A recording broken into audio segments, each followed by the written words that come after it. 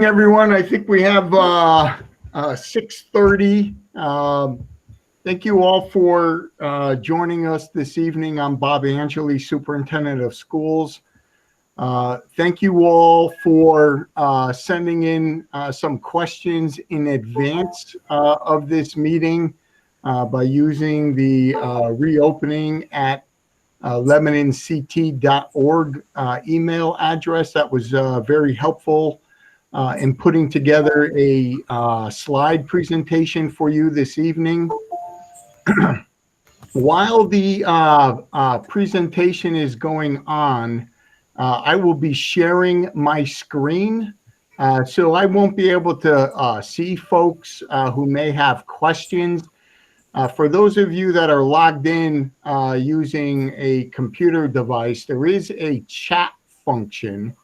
So up in the upper right-hand corner of your screen, you should see like a little message box there with 3 lines in it. If you click on that, you can post a question during the meeting. If there is time this evening, we'll get to those questions kind of towards the end. But I do have several of the district administrators on this meeting as well. So if they are looking in the chat box and see a question that they know the answer to, I welcome them to answer a question if they are able to. But otherwise, we will try to get to the questions at the end if there's time, and if there's not, what I'll do is I'll gather up all those questions that are in the chat, put together like a frequently asked question document, get the answers in there, and get that out to everybody via a communication, and then we'll post them to the website as well. Okay.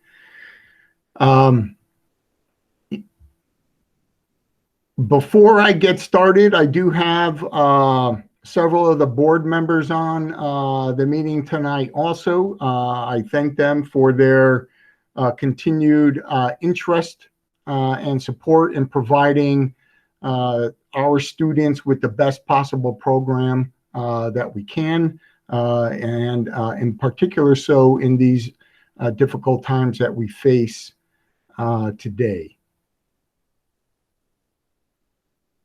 Can Jennifer Weiss stop broadcasting onto the meeting, please?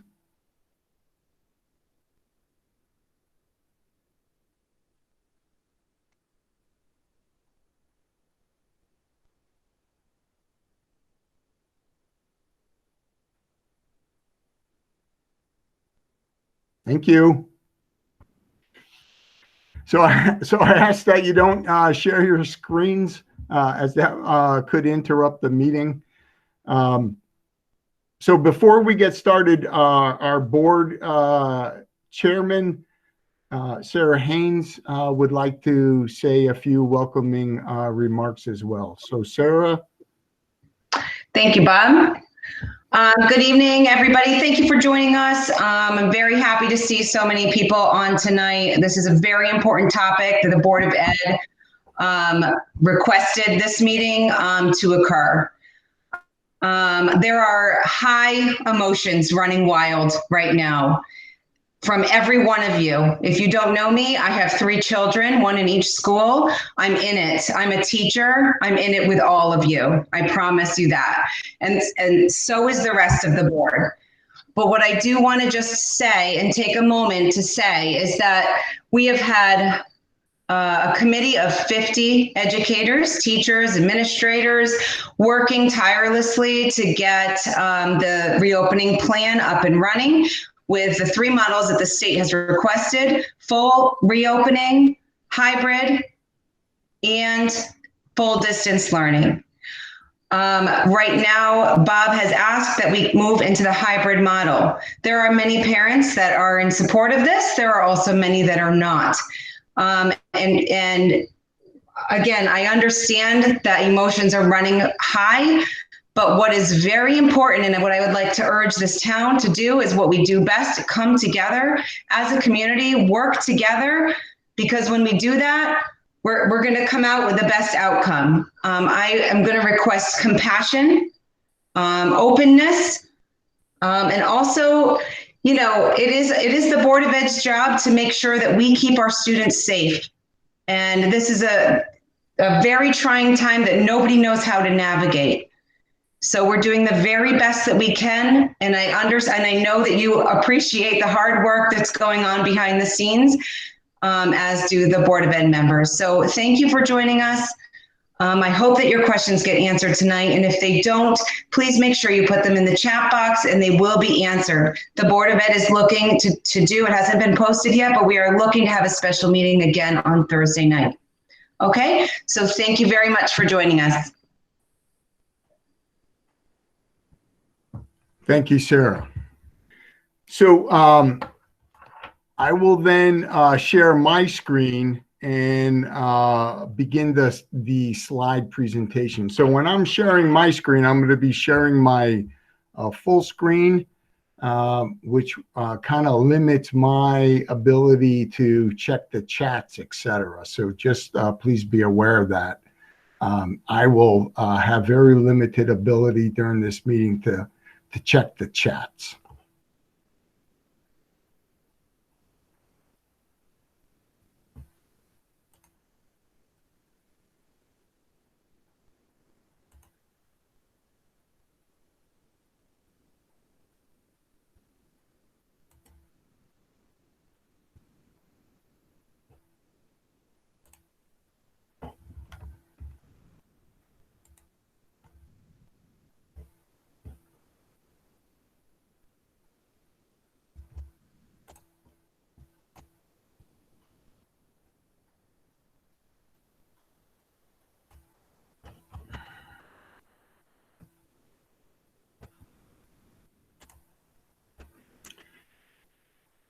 So hopefully you're all seeing my screen right now, which is a slide presentation.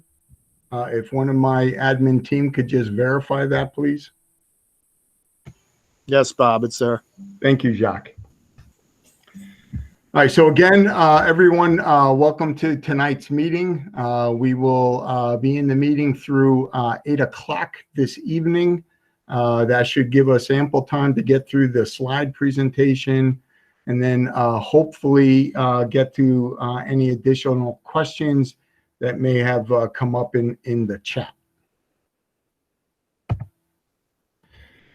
So as earlier presented, and as Sarah had mentioned, we have a plan that has 3 different models in it: in-school learning, hybrid learning, and distance learning.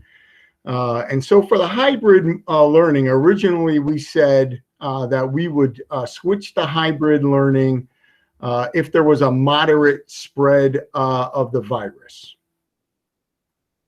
And the hybrid would have reduced student attendance, and then the number of students attending school would be reduced through some sort of an alternating schedule. And then the students not at the schools would have remote learning. So then the question is, you know, why are we switching to hybrid now, right? And so as outlined in the letter that I sent home to parents, we're making this switch now because the original decision to open in full, which, you know, I don't have here, was really a mandate coming down from the state, right? Schools were originally told that everybody had to plan for reopening schools with in-school instruction 5 days a week. Just a couple of weeks ago, the governor changed that by saying that he would turn over local control to the school systems so that we could open in a model that we felt best met our needs in terms of keeping our students safe.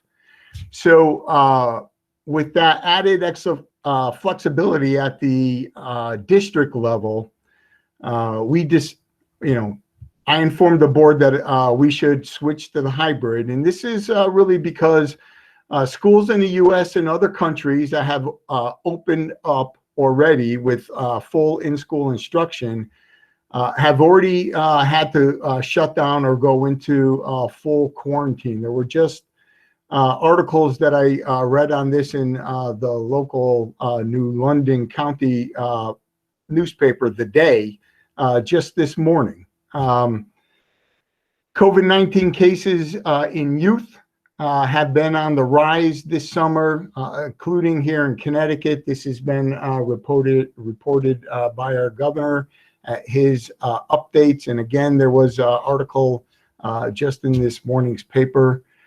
The novel coronavirus found in our children far exceeds the amount found in adults. And so this has been linked to likely transmission of the virus between children and to adults.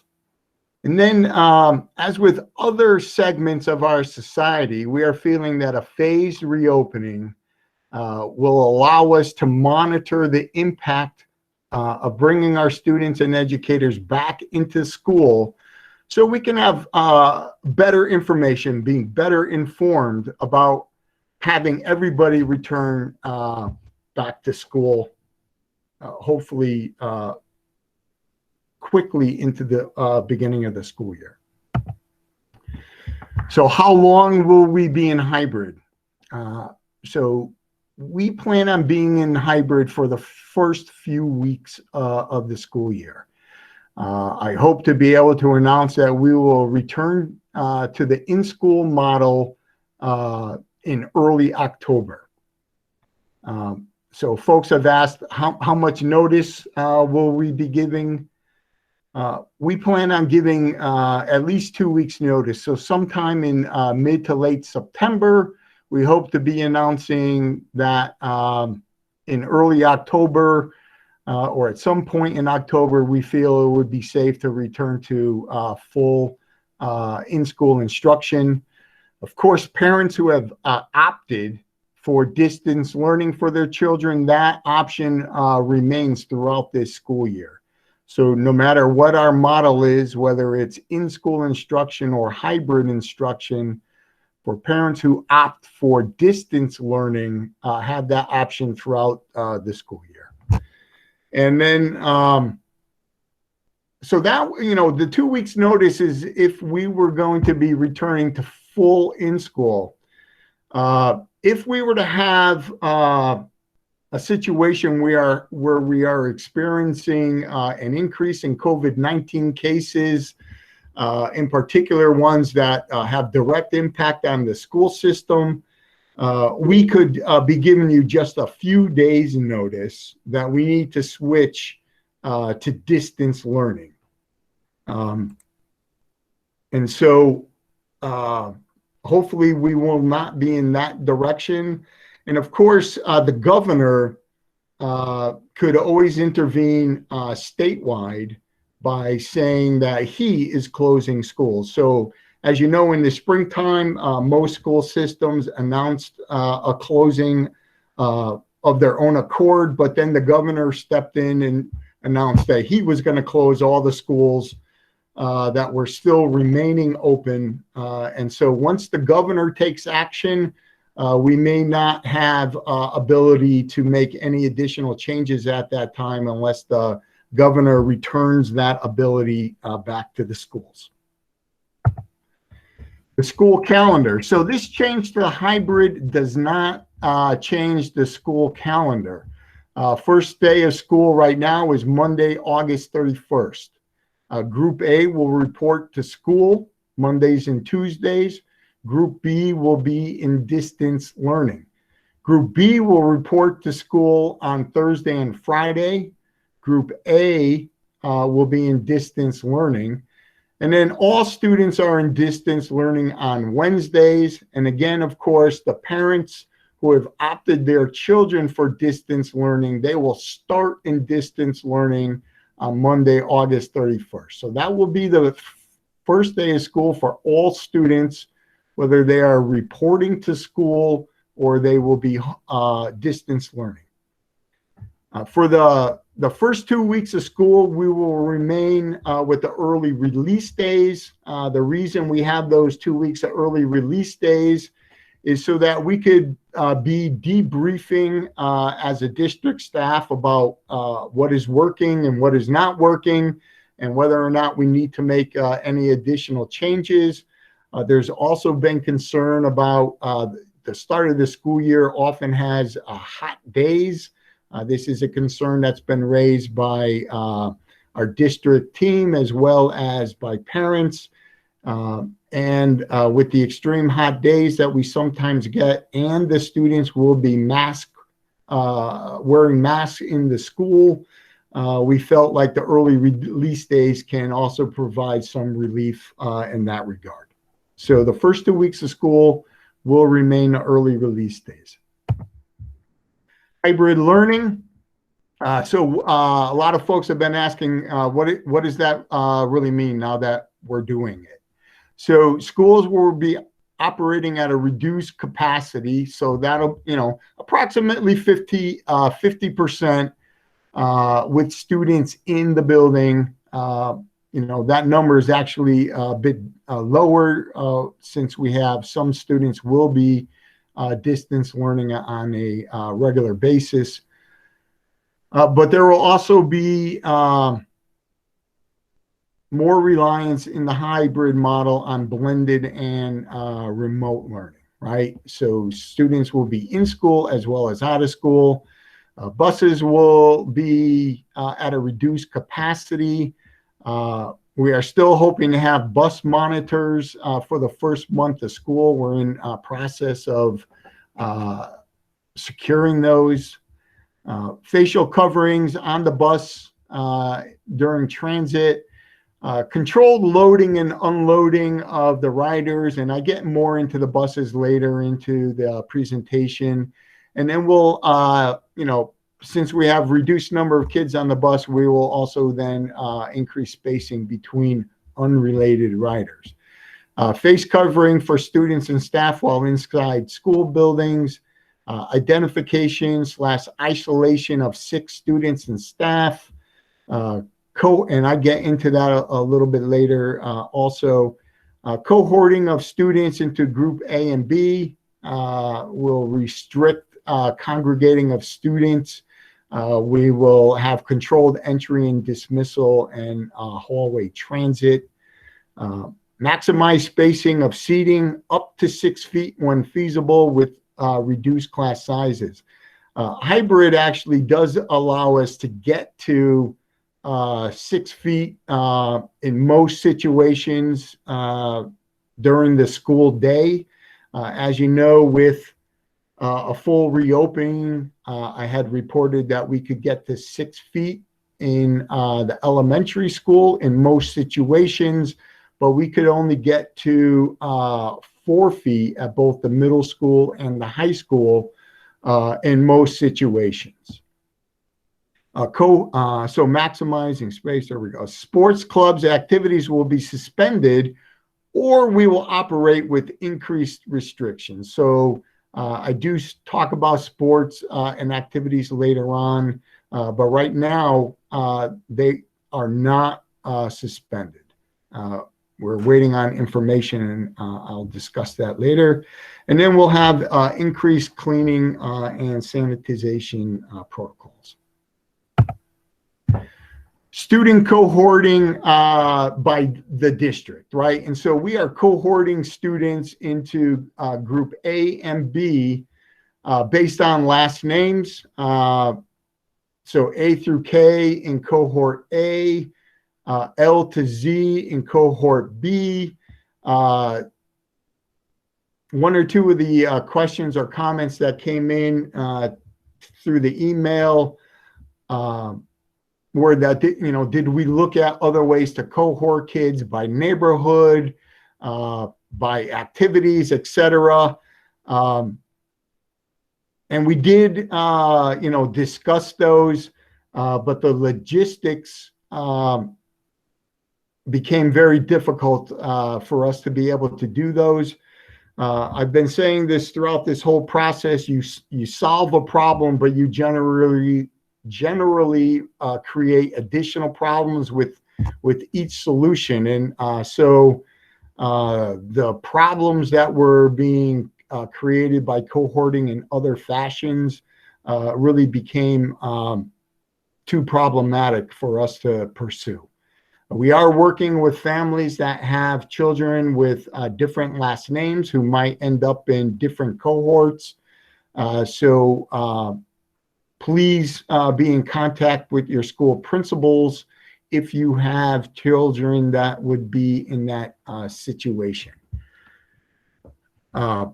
To ensure the maintenance, health, and safety guidelines to mitigate further spread of the infection, we are cohorting kids pre-K to grade 6 based on their classrooms, right?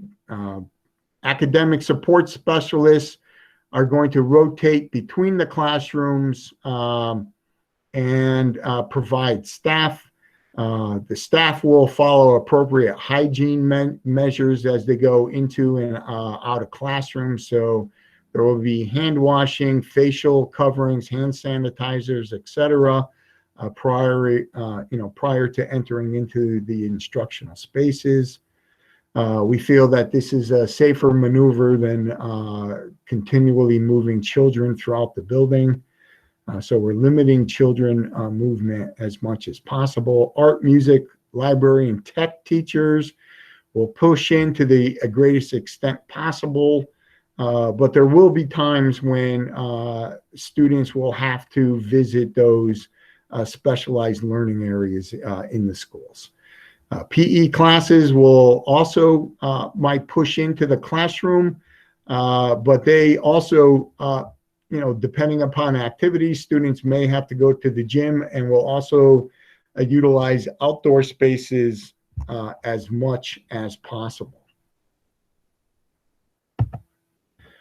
So cohorting specific to schools.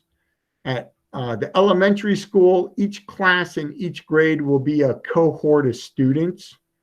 Pre-K is cohorted by AM and PM. Class lunch will be held in classrooms, and there was a question about cubbies being shared. Cubbies will not be shared at the elementary school. At the middle school, grades 5 and 6 will be cohort groups and stay in the classroom, except for their exploratory and music classes. Grades 7 and 8, these two grades of students, they are going to be moving about the building from class to class. We were finding it difficult, similar to when we talk about the high school, in finding a way to have them stay put more often during the day.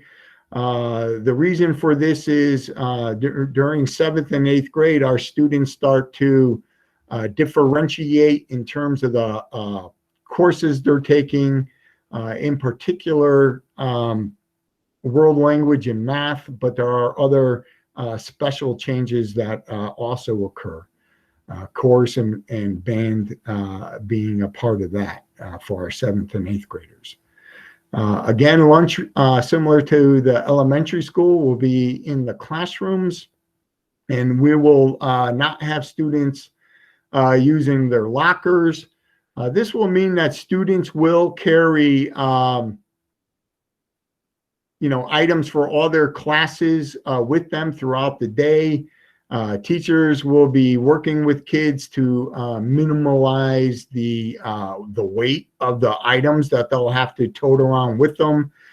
So when possible, if students don't have to carry textbooks because they'll be using online resources or other resources provided by the teacher, then we'll get that type of information communicated out to the students. At the high school, again, cohorting is not possible because of the variety of courses that our students select. There's no really one cohort of students following the same schedule throughout the day.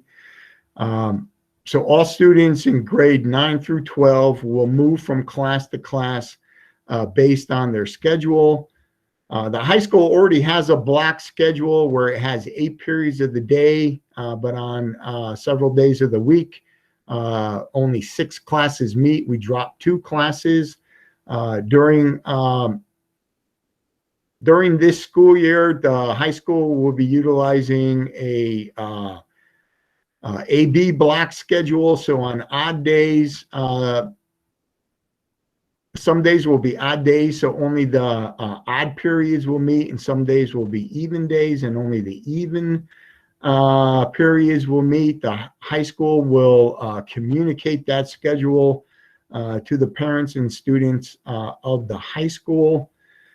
So this does minimize some transitioning, but the high school will have lunch waves in the cafeteria, so there is transition for that, and there could be transition for core activities as well. So students will be moving around at the high school, but we are trying to minimize student movement throughout the day.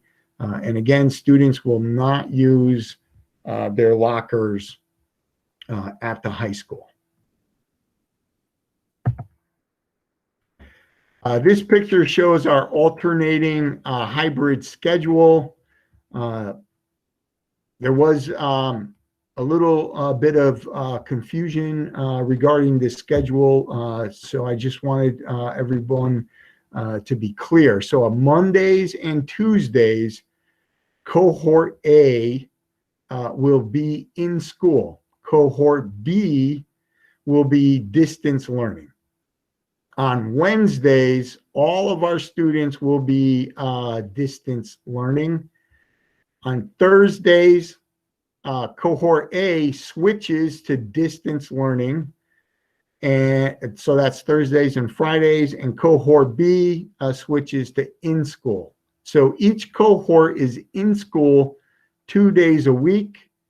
All students are distance learning on Wednesdays. And of course, our students that are opting for all distance learning will be distance learning every day.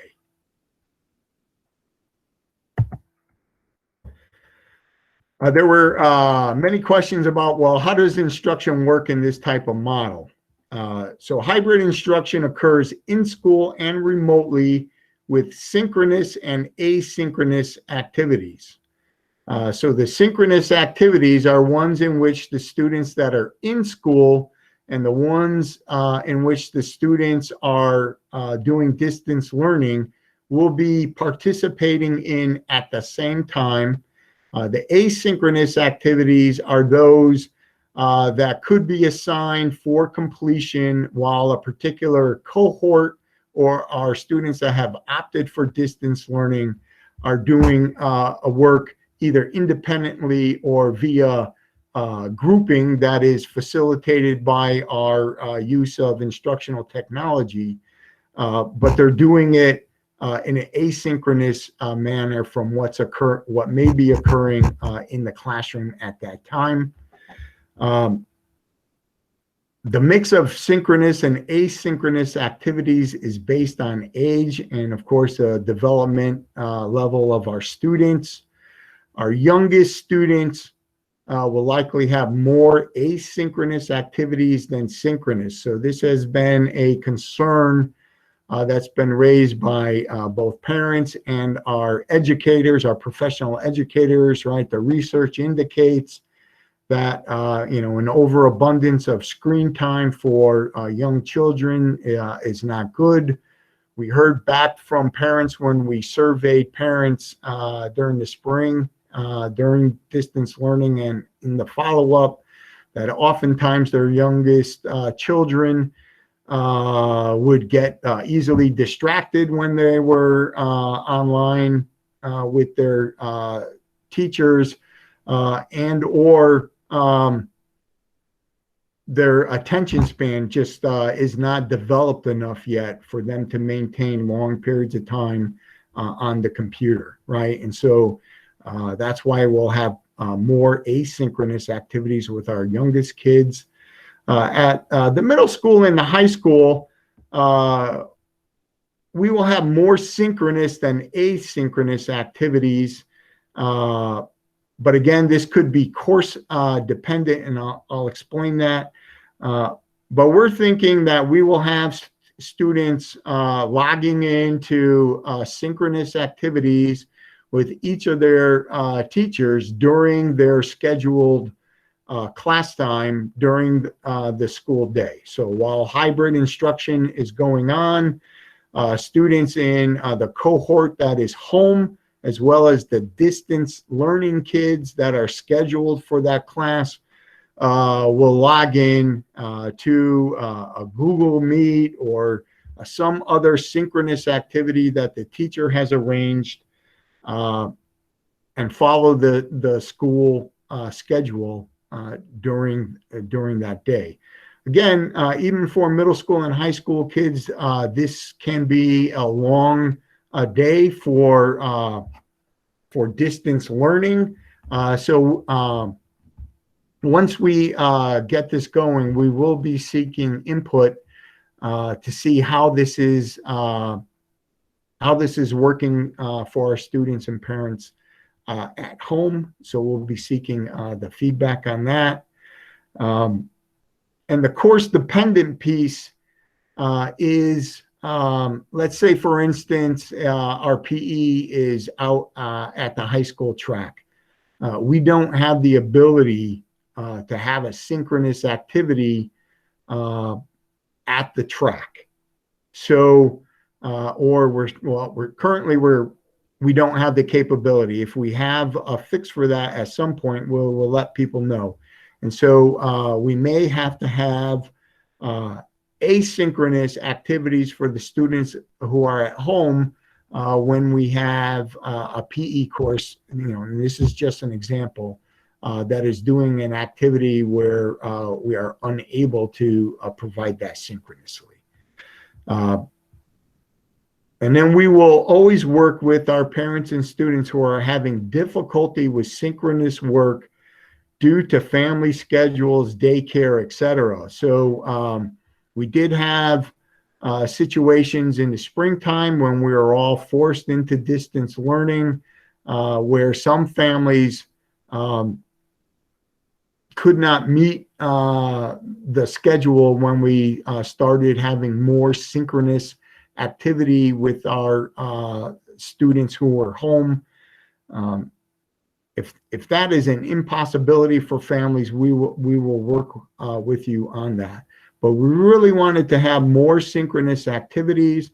This was something that many parents asked for during the springtime, and then in the follow-up survey that we put out to parents, and also the surveys that we gave to the district team, the answer was we'd like, on both sides of the educational equation, the teachers as well as parents and students, the word came back, we'd like to have more synchronous, meaningful activity during distance learning. And so we are working very hard to provide that, but to provide that in an appropriate way and in appropriate doses. So synchronous instruction, we will be using the Google apps that we have. Google Meetings such as this one, Google Classroom, Google Hangouts. So those are some examples. We are exploring a possibility of live streaming courses. This meeting is being live streamed right now for people who didn't want to join it directly. We're also looking at Zoom as a possibility in addition to the Google, but we don't yet have a district license for Zoom, but this is something that's under consideration. Parents also asked about students who are in distance learning. Are they going to be required to make presentations? Is there a capability for students to do presentations. So as you know, we do assign project-based assignments, and sometimes those projects do require students to make presentations before the class. In the same way that teachers are making presentations, students will also be able to make presentations. So if the need is to make a synchronous presentation, the students can do it the same way as our teachers. If the presentation is going to be asynchronous, such as a student creates a video or something like that and submits it, there's that opportunity as well for our students. So asynchronous instruction. These are just examples of ways that asynchronous instruction can occur. The posting of recorded lessons, flipping of the classroom. And so what is meant by flipping the classroom is that teachers will post pre-recorded lesson elements. That's one way to do it. They could also select a video that they find online that they want students to preview prior to having a synchronous lesson activity with the teacher. So maybe it's a video of a scientist explaining some scientific concept. And so the teacher selects that, wants the kids to watch it, and then they discuss that video as part of the lesson on whatever that scientific concept is. We are purchasing Screencastify, which is a app by which the teachers can make their own recordings and then post them. Screencastify has been one that has been touted as a very user-friendly type of program. Another way would be to provide hard copies of lesson activities to students, right? So this could be something that is occurring mostly with our elementary students. As you know, we did have parents come through and pick up lesson packets last spring. This could be something that occurs again during asynchronous instruction for those students, but it could also occur with upper grade students as well, meaning the high school or middle school. But we feel that electronic transmittal of some of these things is easier with our older students. Posting of assignments for students to work on independently or in groups that can be formed remotely using our meeting softwares. And then online resources, again, Khan Academy, the state of Connecticut is creating the Connecticut Learning Hub. That is still in construction. I sent information out on that during one of my communications to parents. But if you go on the state website, you'll find information on the Connecticut Learning Hub. You could probably just Google that and get a link directly to it. But that is still in construction and is not fully operational. So questions came in about, who's going to be providing the instruction to the students. So classroom teachers will teach students in school and those at home. Right now, we do not have any teaching positions that are dedicated just to teaching students in the schools or just to teaching students in distance learning. One of the reasons that we have this really is just economy of scale. Being a smaller school system, we do not necessarily have numbers of large numbers of staff, which are easily redistributed to solely distance learning or solely in-school instruction. So our teachers will have responsibilities for students in school and students at home. Instructional assistants can be assigned to work with students in school, at home, or both. So our IAs that work with our students that receive special education services might be assigned to work specifically with students who are in the school, or specifically to work with students that are home, or could have a blended student caseload. We are still working on scheduling our instructional assistants. Support teachers, for example, our school counselor, school social worker, various therapists that we have, physical therapists, speech therapists, etc. Our school psychologists, they will all work with students in school and those at home.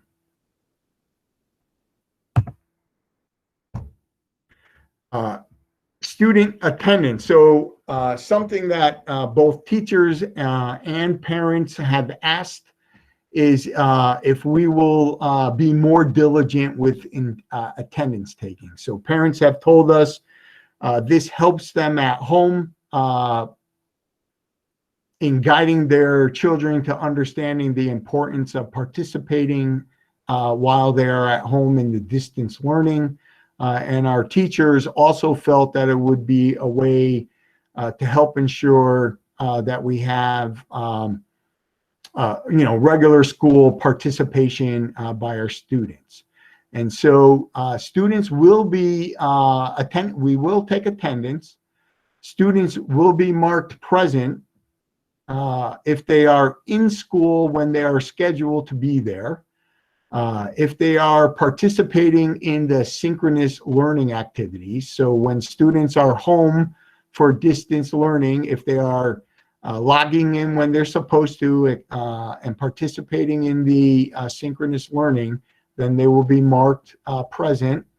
And when asynchronous assignments are assigned and they submit those assignments, they will be marked as present for those days.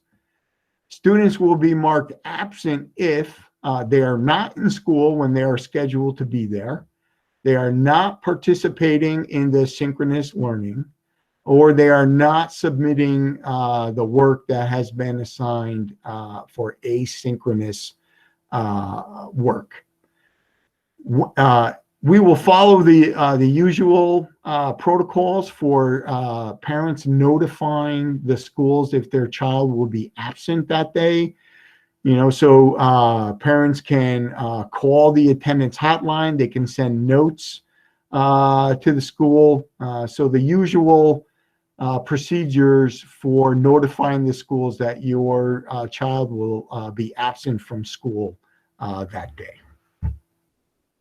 If students are absent from school and we haven't received a call or a note, we will be notifying parents. So it'll be easiest for us to notify parents for the students who are scheduled to be in school and then they don't show up.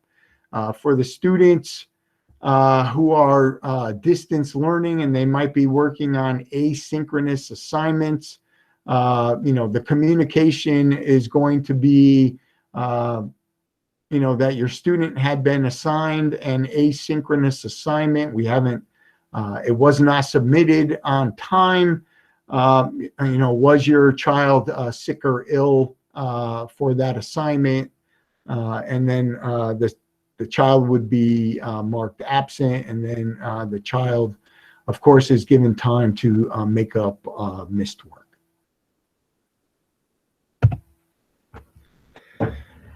People have been asking, are the kids going to get the Chromebooks, et cetera? And so what will the schools provide to support learning at home? So Chromebooks for our students in grades 2 through 12. Our students in grades 6 through 12 were allowed to keep their Chromebooks. Or actually, yeah, so our students who are in grades 6 through 12 this year, so they were grades 5 through 11 last year, they were allowed to keep their Chromebooks over summer. So they already have their Chromebooks. We did collect the Chromebooks back from our elementary students. So we will have to redistribute Chromebooks to our elementary students. We've also purchased iPads for our students in grades K to 1. So we will be distributing those iPads to those students. The device distribution will be scheduled by the schools. Our 5th grade students also will need their Chromebooks because they were 4th graders last year, and so they turned their Chromebooks back in. So we will have to get the Chromebooks to our 5th grade students. And again, the device distribution will be scheduled by the schools. And so that communication will come from the schools. Similar to last year, when families notify us that they are having difficulties with Wi-Fi, we will provide assistance when and where we can. I believe our local cable provider is still providing free Wi-Fi access to our families. And so you should contact the local cable provider. I believe that is Spectrum. And so they still have free Wi-Fi offer for their service area. And so you can contact them directly. We did provide some mobile hotspots for parents who are having difficulty with signal strength.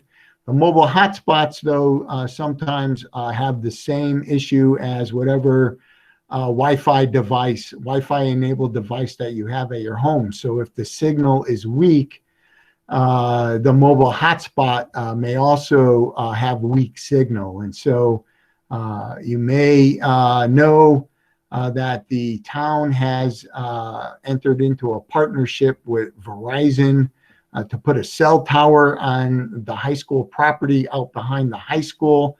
So that project is well underway, and we're hoping that that cell tower will increase Wi-Fi access for folks in Lebanon. We will provide student login information for the various applications that we will be using. We did hear parents complain that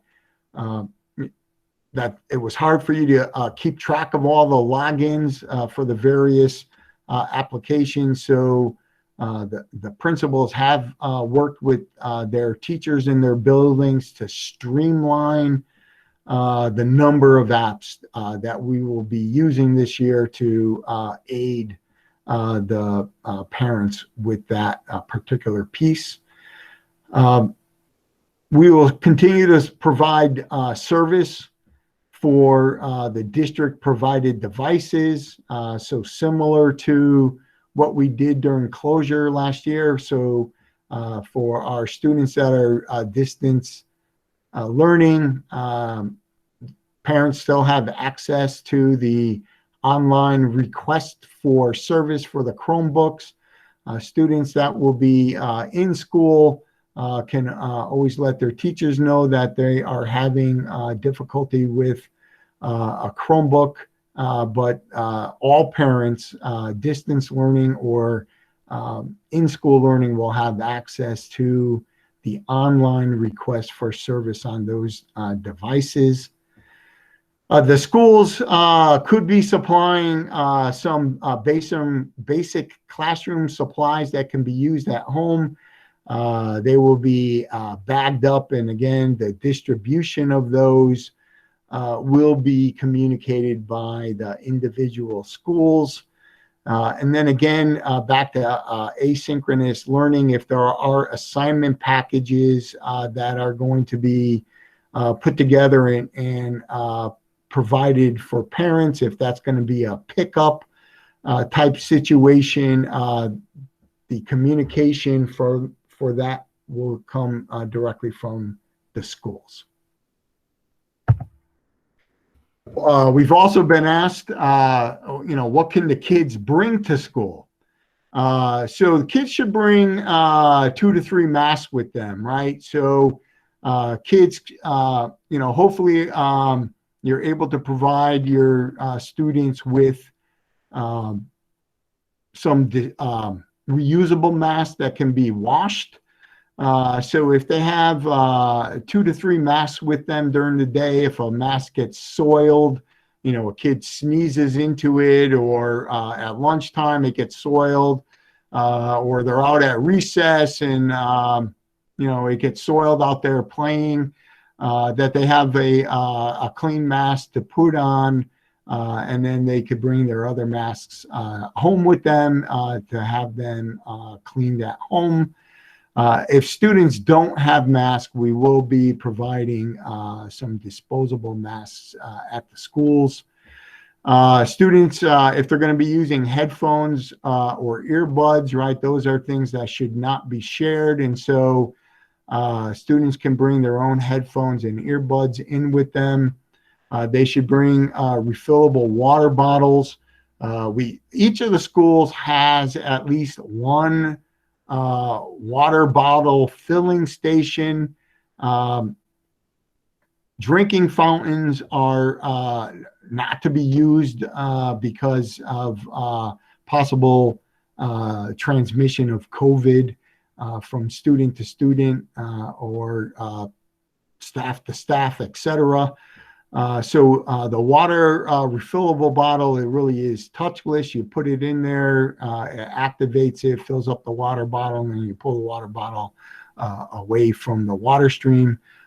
We will be installing more of these in the schools. We also have classrooms that have sinks. And so it is possible that we will have kids able to fill up their refillable water bottles by using the classroom sinks, but we will put procedures in place where in between student use, if a student were to use a sink to fill up a water bottle, that we do wipe down handles, etc. Change of clothes. Generally speaking, this is an elementary piece. Sometimes we have young children that can have accidents at school. Also, we will be utilizing outdoor recess as much as possible. So even on days where the weather may not be, a bright sunny day, we're going to try to get kids out of the school. So, we do ask that on those kinds of days that kids do have raincoats, et cetera, that are good for that type of weather. But if you're concerned about your child getting wet outside and they may need a change of clothes, then do send them in with a change of clothes. Those changes of clothes will be kept in the schools. If middle school or high school students feel like they may need a change of clothes, that's something that they would have to, carry with them throughout the day. We don't have yet an arrangement where they might be able to leave that in a homeroom classroom.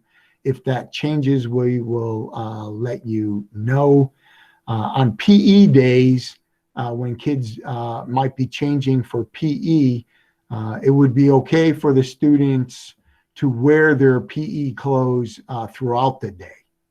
And so if they generally wear shorts in PE. They could wear that throughout the day. If it's cold weather, it's okay to wear a pair of sweatpants over the shorts. They take the sweatpants off.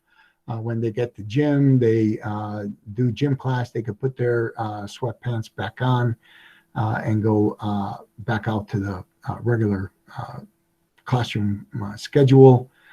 Snack, I did in parentheses put that in LES because that's where we have actually scheduled snack time.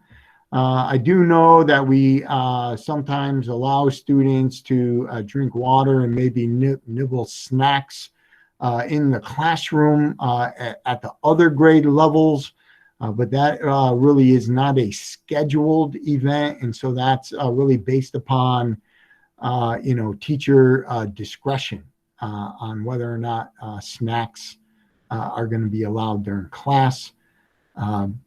Materials needed for their scheduled classes, right? So kids should bring those to school.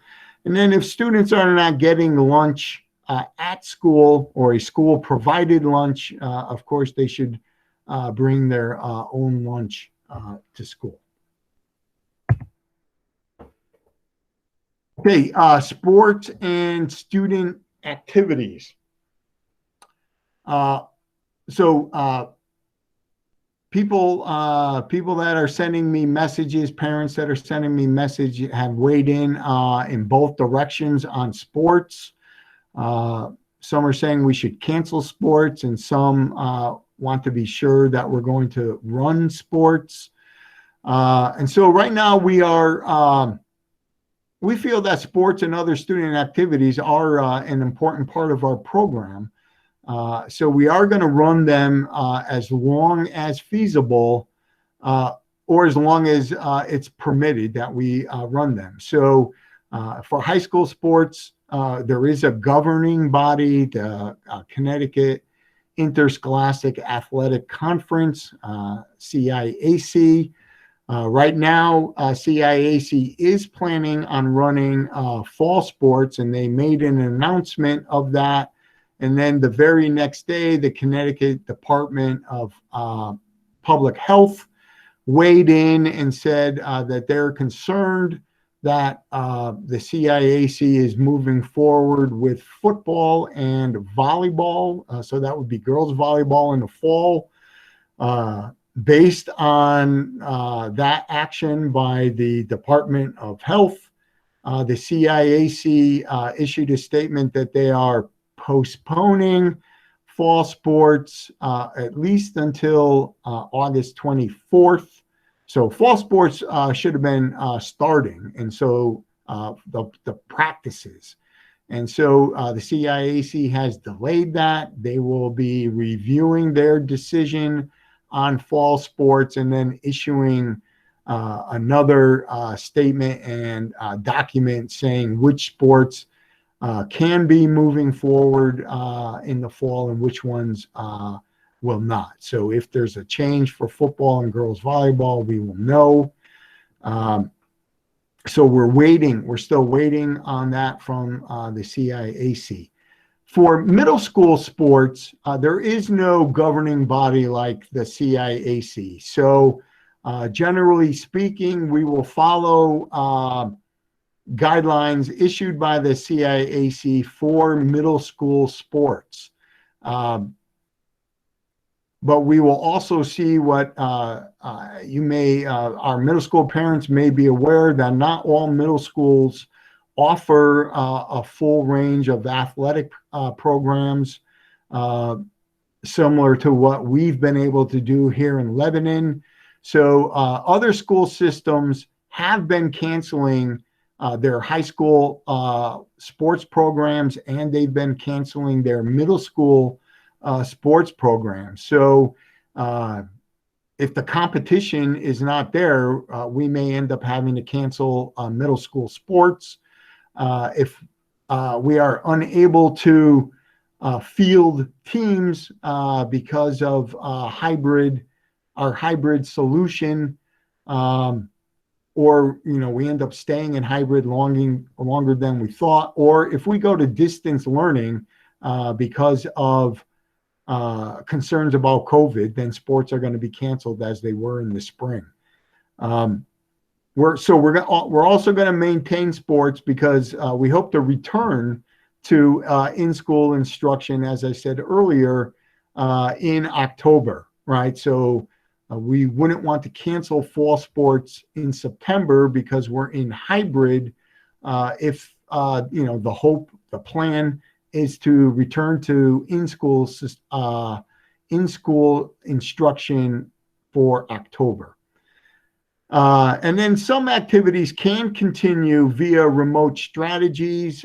Parents may have been able to see that we were able to offer music programs during the spring closing via remote concerts, both band and choral concerts. We offered a virtual art show. And so if we're able to continue with these types of student activities through a virtual setting, then we would want to continue to do that. No, we will not be able to provide transportation to school for our participants who are distance learning. So that would include the students who have opted for all distance learning. And this would also include our students via hybrid who might be the cohort who is home that day. We are saying that students who are participating in after-school activities would need to get transportation to the school. We're not able to provide that. I will say that there are some districts that are not allowing their students who have opted for distance learning to participate in after-school activities. But that is on a district by district decision. And we felt that we would allow this to happen if the students can get to school by providing their own transportation. Bus transportation. So there are no changes to the bus routes. There are no changes to the bus times during in-school instruction or the hybrid model of instruction. Route information will come through their usual channels, and that includes communication from the schools. Again, a reminder, the first 2 weeks of school are early dismissal schedules, so that afternoon bus run will be earlier because the kids will be getting dismissed earlier from school. For our pre-K parents, since these are planned early dismissals, we are going to be holding both AM and PM pre-K courses. It's only when we have an unscheduled early dismissal that we at times have to cancel the PM pre-K, similar to when we have a unplanned late arrival to school, we have to cancel the AM pre-K. But since this is planned early dismissal, we will hold both the AM and the PM pre-K court classes, and the elementary schedule is communicated directly from the elementary school. So we are going to have students wearing masks on the bus. The bus drivers will also wear masks on the bus, and if we are able to secure monitors for the buses, the monitors will be wearing masks on the bus. Students will sit to maximize distancing, right? And so we are saying that students that come from the same home may sit together, but then we will have kids spread out in the bus to get as much distance between the students as possible while they're on the bus. This is a change, this next bullet. We originally said we would have the students that get on the bus first move to the back of the bus, and then we would fill the bus from the back to the front. We heard from parents, we heard from the bus company, and we heard from folks in the district, teachers and administrators, saying our littlest kids cannot be seen when they're sitting in the back of the bus. So point well taken. So we will load buses similar to what we've done in the past, and that usually means the youngest students are in the front, oldest students to the back of the bus. And so that is a change. We will put that change into the reopening plan, and we will get that posted to the website. And again, we are working to hire the bus monitors, and if we are able to secure bus monitors, we will have a bus monitor on each of the buses for the first month, just to ensure students are wearing masks, to alleviate that responsibility from the bus driver, and then to assist with spreading kids out through the bus. Again, that is to help the bus driver with that responsibility. So we received a lot of questions about masks, right? So masks are required. So students can bring their own masks. They should bring spare masks. Students cannot simply tie a bandana around their head and call that a mask, a bandana, or other similar piece of cloth. So we are asking for a mask. They don't have to be the N95 masks, but they do have to be a mask, that loops around the ears and is in place. People have asked about neck gaiters. Neck gaiters, a concern has been raised about the material that neck gaiters are made out of. There's at least one study out there that says that neck gaiters may actually aerosolize the COVID-19 or vapors coming out of a human body. And so if they have COVID-19 in them, that becomes an aerosol when passing through the fabric that neck gaiters are made out of. And so based on that concern, we're asking, we haven't strictly put in a ban on the neck gaiters. It was only one study, but if you can avoid neck gaiters, we'd appreciate that, and just go with a mask. Again, if students, arrive at the bus and don't have a mask, they will be given a mask. If students during the school day lose a mask, the mask becomes unwearable and they don't have a spare mask, students will be provided with a mask. This is the next bullet is also a change that will end up in the updated reopening plan. Our pre-K students will not be required to wear masks at school. So this is the latest guidelines that came out jointly from the State Department of Education as well as the Office of Early Childhood Education. That pre-K students should not be required to wear masks. The teachers will be wearing masks in those rooms. Any adult that works with the pre-K students will be wearing masks in the rooms during the school day with the kids. Children in pre-K may wear masks if the parent would like them to wear masks, but we are not requiring masks of our pre-K students. So again, the school will provide masks who do not have a mask. Masks do not have to be worn while a student is eating, during mask breaks. Again, we have 2 scheduled mask breaks for the elementary school. but we don't have necessarily scheduled mask breaks for our older students at middle school and high school. But all students, during lunch, they don't have to wear masks. If teachers are providing additional mask breaks for students, obviously they won't have to wear masks then. When students go outside for recess, they won't have to wear a mask then.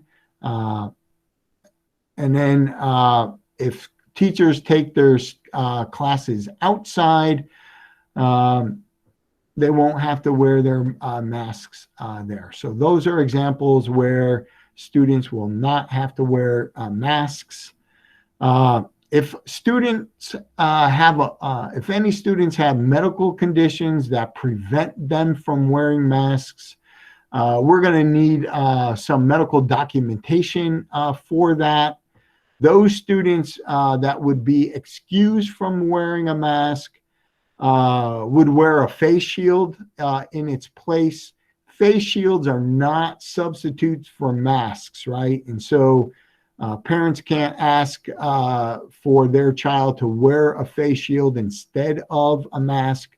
We're only going to do this for medical exemptions. And then the district has purchased plexiglass barriers that we will be using in certain situations. And a student who's not able to wear a mask may also have a barrier on that student desk. School ventilation systems. So none of our schools is completely ventilated, right? So I just want that to be clear for folks. None of our schools are completely ventilated. The 66 wing at the elementary school only has exhaust. The first grade wing at the elementary school only has exhaust. At the middle school, select spaces only have exhaust and don't have direct air provided by a ventilation system. One of those is the gym, and then you'll see below on that slide, middle school nurse room and the middle school staff room also only exhaust. And so we've purchased portable air filtering machines for those spaces. At the high school, we have some rooms on the lower level that do not have direct ventilation. So again, there are areas in all three of our schools that do not have direct impact by our school ventilation systems. Where we do have ventilating apparatus, we are purchasing the MERV 13 filters for those devices, right? So we've placed orders, and as you can imagine, we're not the only one placing orders, and the MERV 13 filters are actually on back order. This is Sarah mentioned at the start of this meeting that the board is having a special meeting on Thursday.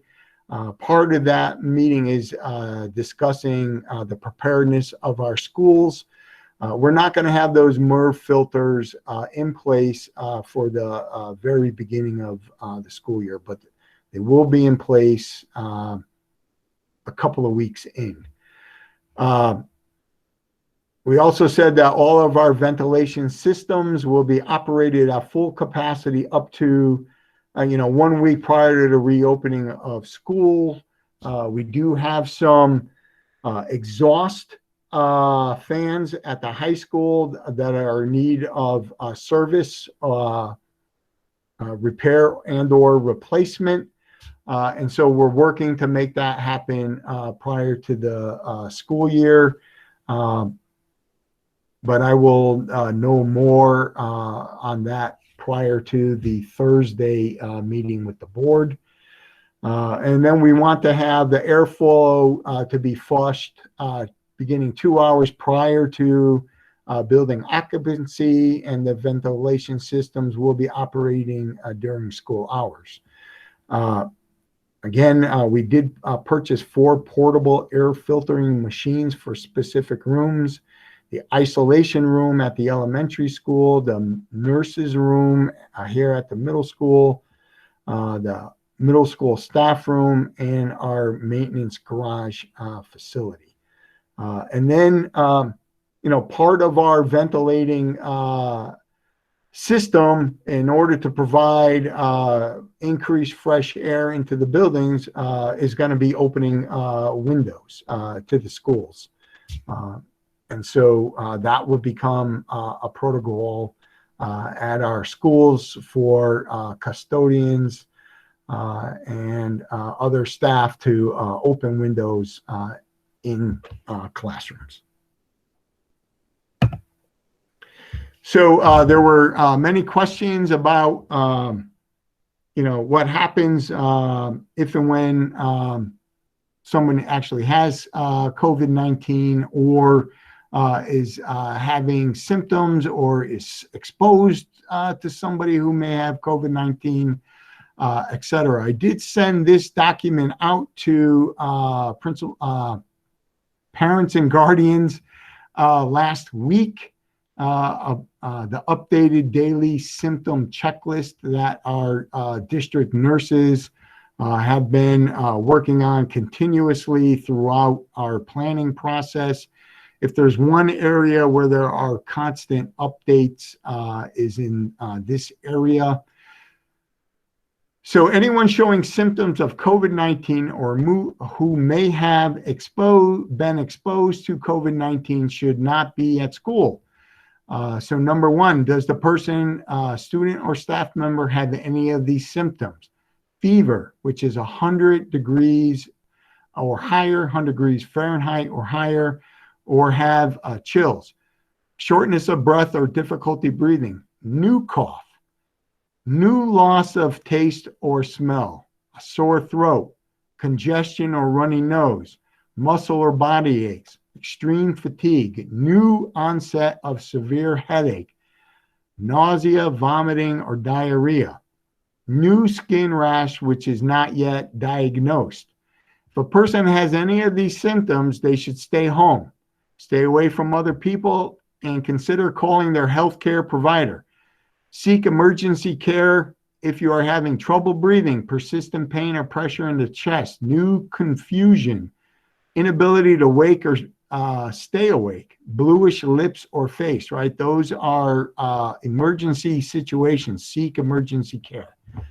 Number two, has the person had close contact within 6 feet and for at least 15 minutes in the last 14 days with someone diagnosed or suspected of having COVID-19? If the answer is no, no concerns. If the answer is yes, the person should stay home, not be at school.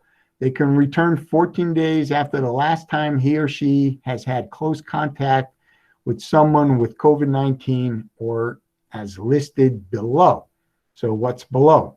Number three, since they were last at school, has the person traveled out of state? If no, no concerns.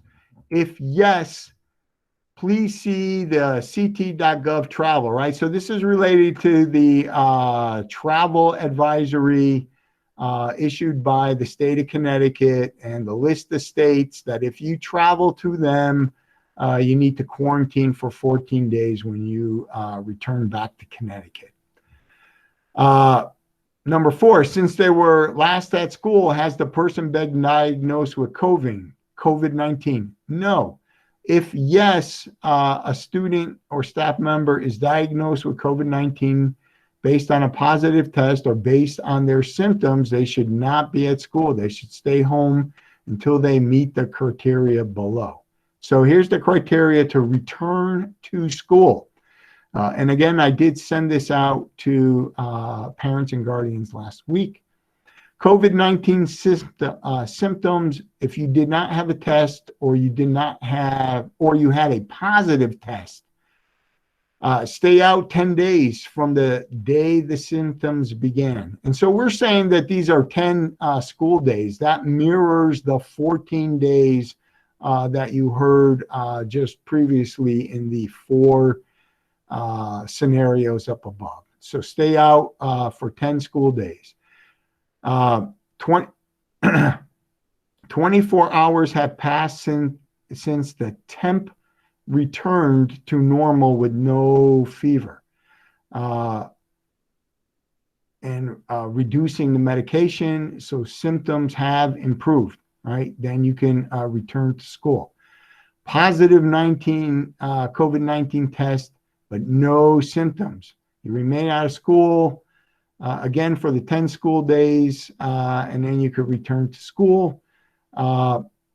If testing results are pending and you don't have them yet, stay out until you get the results.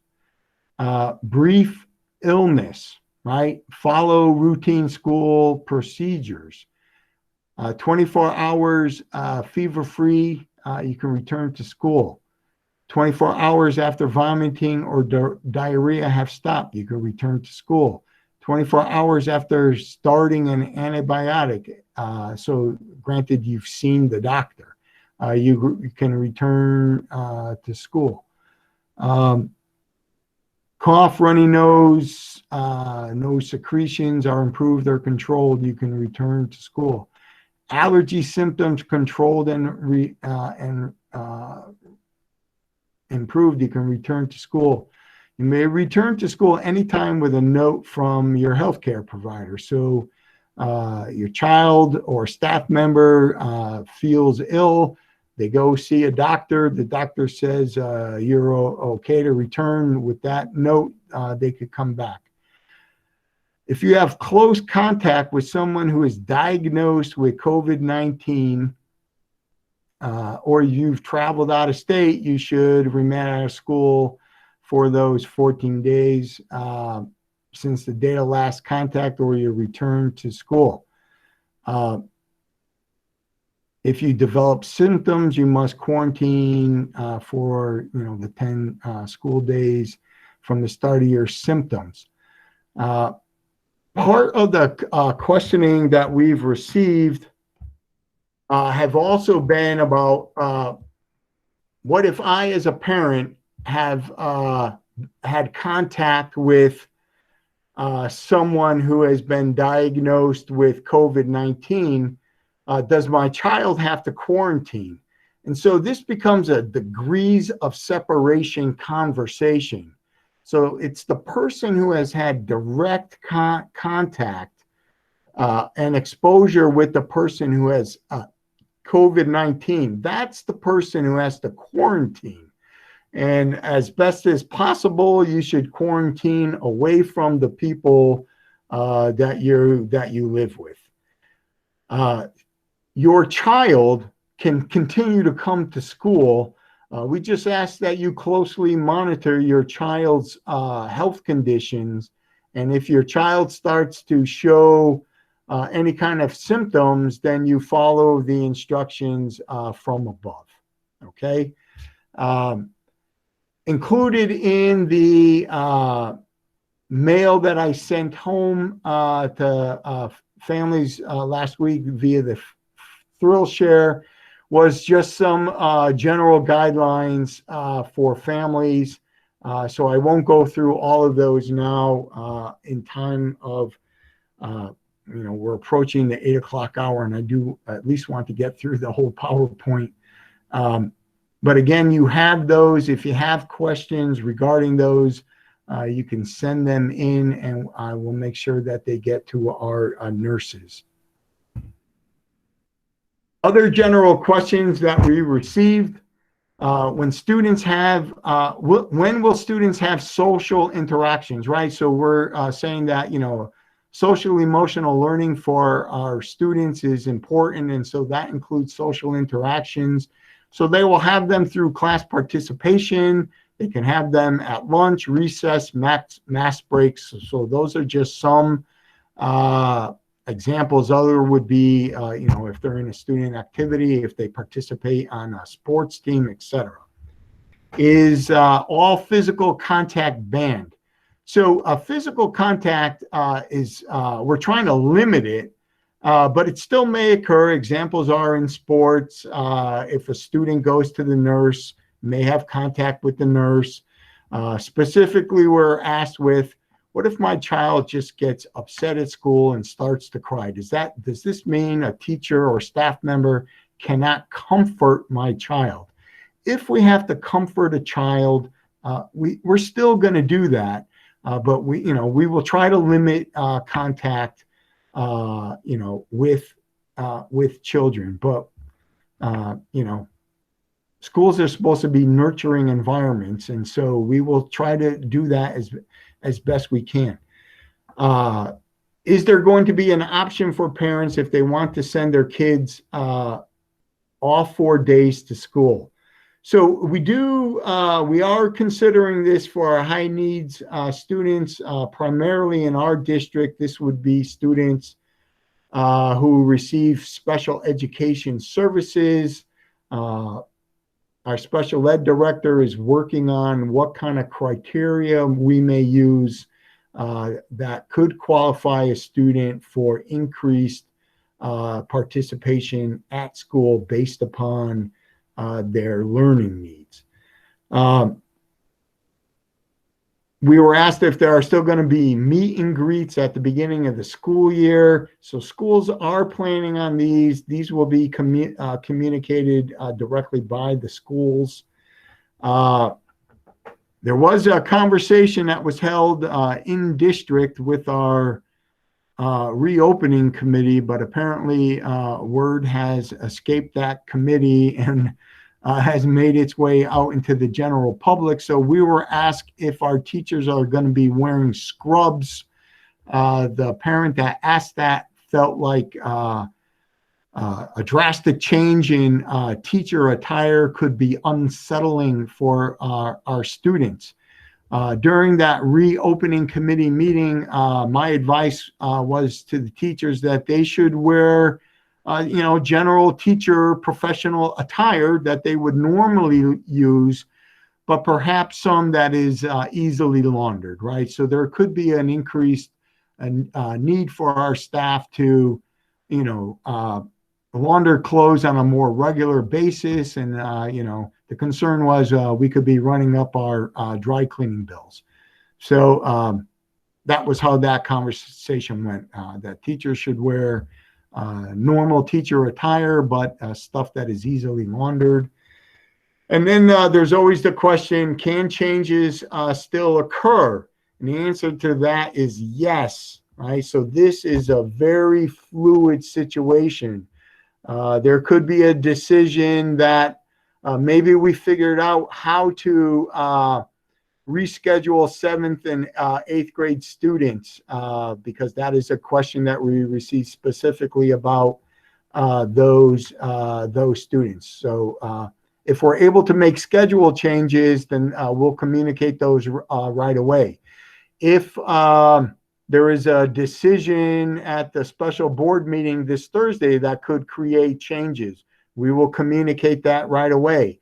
If there is something that comes down from the state that says, there's a change in how schools should be reopened, or after we reopen, changes can still occur. So yes, this is a very fluid and changes can still occur, and we will give you as much forewarning as possible. The scenario that we are thinking that there could be a change that could occur quickly is if we have to close schools either through a local decision or through a decision at the state level that schools should go to distance learning. That could be the quickest timeline between the announcement and the change. I did also want to say, students who might have to quarantine, they will just participate through distance learning until they can return to school. And so they could join their classes through distance learning for those days while they are home before they can return to school. And so thank you. So at this point, I'm going to duck out of sharing my screen.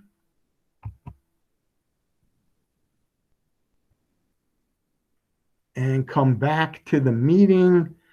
We are just about at the 8 o'clock hour. There are, I think it says 99 plus comments in the chat. So I don't think I'm going to be able to get to those at this meeting, but as I stated at the beginning of the meeting, I will be collecting all of these comments. We'll try to categorize them into a document that we can have called as a frequently asked question and get that information out to parents ASAP. Okay, but as I said, the chat is indicating there are 99 plus comments in there. I see some where an administrator has jumped in and tried to answer questions. And so some of your questions may already be answered, but some of them may not. Rest assured, we will get answers out to you. So I just want to thank you all for coming. The meeting that I see right now says that there are 81 people on the meeting. That's a fantastic turnout. I appreciate your inquisitiveness and wanting to understand how this works. It is a school and home partnership that is necessary to help us get through these difficult times. The spring, I think, was a wonderful collaboration between school and home. And until things can ever return to normal, we will always have a need for this heightened school and home collaboration. We need it in the best of times, but we certainly need it more now that we are not in the best of times. So thank you all very much for your time this evening, and look forward to getting additional questions answered as soon as possible. Thank you all again for coming. Please enjoy the rest of your evening.